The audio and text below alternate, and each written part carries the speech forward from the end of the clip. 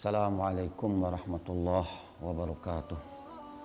Alhamdulillahilladzi fataha li'ibadihi tariqal falah wa arsyadahum ila ma fihi al-khairu wal birru wat tuqa was salah. Sallallahu wasallam alaihi wa ala alihi wa ashabihi wat tabi'ina lahum bi ihsanin ma asyraqal fajra walah amma ba'd. Pemirsa TV Tabalong yang dirahmati Allah Subhanahu wa taala, mari kita panjatkan puji syukur kehadirat Allah Subhanahu wa taala yang telah melimpahkan taufik dan hidayahnya kepada kita sehingga kita masih saat ini masih bisa beraktivitas sebagaimana mestinya. Salawat dan salam semoga selalu tercurah keharibaan junjungan kita Nabi besar Muhammad sallallahu alaihi wasallam. Allahumma shalli wa sallim wa barik alaihi. Pemirsa TV Tabalong, as-saimin as-saimat rahimakumullah.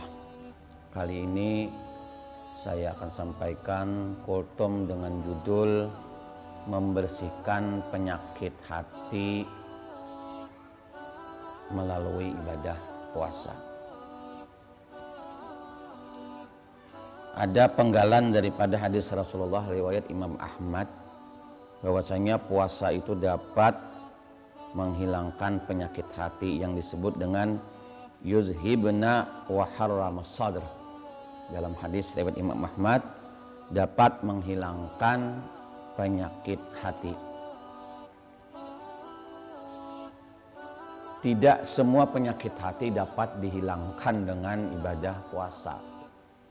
Ada kalanya orang dapat menghilangkan penyakit hati dengan bersedekah, dengan membaca Al-Quran, melalui salat dan ibadah-ibadah lainnya. Sehingga semua ibadah dalam Islam itu mempunyai hikmah dan keutamaannya masing-masing.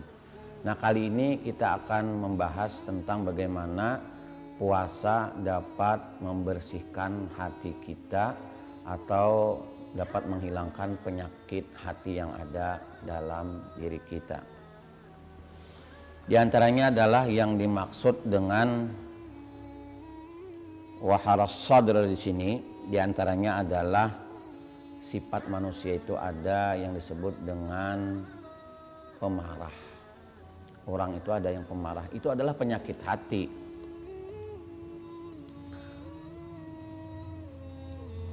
Asyamu junnah fala yarpus wala yajhal wala yaskhab. Ini riwayat Imam Bukhari. Puasa itu adalah perisai. Oleh karena itu janganlah, kata Nabi, seseorang itu berkata yang tidak senonoh, berkata dan bertindak yang bodoh, dan janganlah ia memperturutkan amarahnya atau jangan sampai dia emosional. Kaum muslimin yang dirahmati Allah Subhanahu wa taala, pemirsa Tabalong rahimakumullah.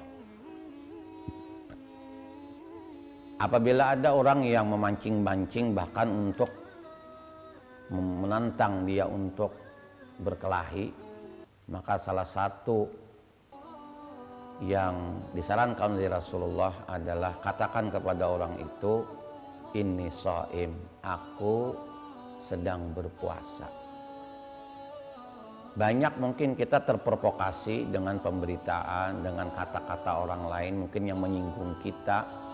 Tetapi seseorang yang berpuasa, yang sedang melaksanakan ibadah puasa, kita dilarang untuk berkata yang tidak baik saja, yang tidak senonoh, bahkan berbuat hal-hal yang apalagi kita menyakiti hati orang lain, atau tadi sampai melampiaskan marah. Tapi Nabi hanya menyarankan adalah kalau ada yang demikian, katakanlah inni shaim, aku sedang berpuasa. Inilah diantara peranan puasa agar kita jangan sampai memperturutkan marah yang ada dalam hati kita.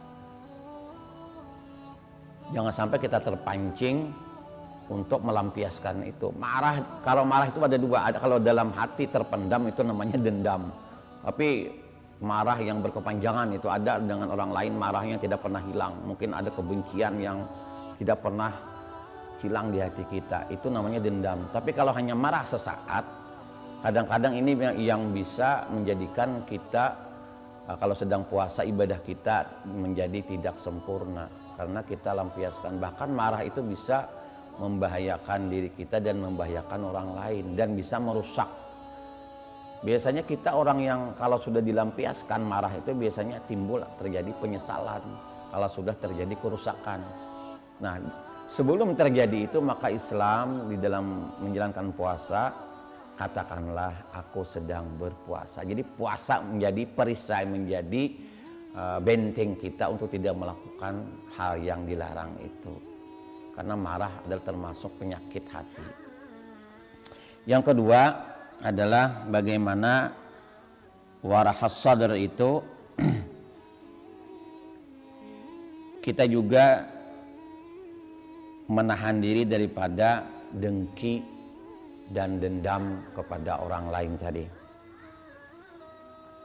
Di sini arti dengki atau dendam ketika berpuasa adalah kita dilatih bagaimana bersabar, berlapang dada, tidak membalas kejahatan orang lain dengan kejahatan. Dengan demikian puasa dapat menghilangkan kita iri, bahkan dengki dengan orang lain. Kadang-kadang yang keduanya ini memang berhubungan, dengki dan dendam itu berhubungan. Gara-gara kita dengki sama orang, akhirnya kita dendam. Nah, selama ibadah puasa, kalau kita melakukan kedengkian dan dendam sama orang lain, jangan-jangan atau bisa-bisa puasa kita itu tidak ada artinya, tidak ada nilai pahalanya. Kenapa? Karena kata Nabi dalam sabda beliau,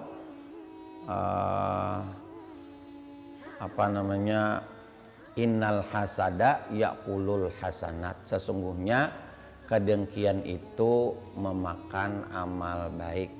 Kama ta'kulun narul hatab, sebagaimana api yang membakar kayu yang sudah lapuk. Kalau kayu lapuk itu jadi abu, maksudnya gambarannya adalah tidak ada nilai pahalanya, atau pahala kita, amal baik kita musnah gara-gara kita dengki kepada orang lain. Nah, selama puasa, agar puasa kita nggak sia-sia, maka jangan sampai kita dengki sama orang lain. Dengki itu biasanya sama orang-orang dekat, bukan orang jauh. Pedagang sama pedagang, pejabat sama pejabat, kemudian karyawan sama karyawan, bahkan yang satu jenis lagi itu biasanya. Kalau pedagang sayur dengan pedagang sayur, pedagang emas sama pedagang emas. Jarang ada nanti kedengkian itu terjadi antara pedagang emas dengan pedagang sayur, jarang. Jadi yang satu profesi, karena dia melihat ada kelebihan orang lain, disitulah akan timbul benih-benih kebencian. Dan selama puasa kita jaga betul, jadikan puasa sebagai perisai, jangan sampai kedengkian itu ada dalam hati kita.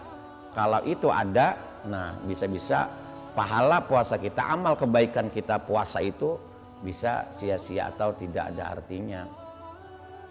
Nah, oleh karenanya mari kita selama Ramadan ini menjaga daripada penyakit-penyakit hati.